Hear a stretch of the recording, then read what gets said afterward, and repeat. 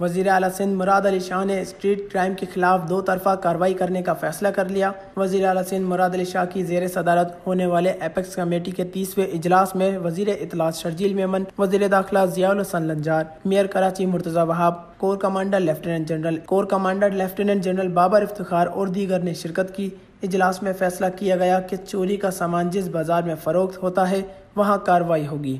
Street criminals کے مکمل data پر police کی CTD اور اسپیشل برانچ باقاعدہ کام کرے گی۔ اس موقع پر گفتگو کرتے ہوئے وزیر اعلیٰ سندھ کا کہنا تھا کہ ہر صورت دہشت گردی، ڈرگ مافیا کا خاتمہ اور امن و امان کی بحالی چاہتے ہیں۔ آج ایپیکس کمیٹی کا 30واں اجلاس سندھ حکومت کے عزم کا نتیجہ ہے۔ کچے میں ڈاکو اور کراچی میں اسٹریٹ کرائمز کے خاتمے کے لیے اقدامات کر رہے ہیں۔ سندھ حکومت نے پہلے بھی امن بحال کیا اور اب بھی کریں گے۔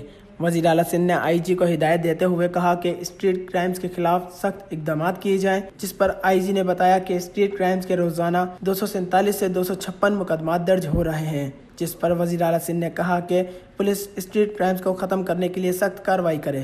وش نیوز، کراچی۔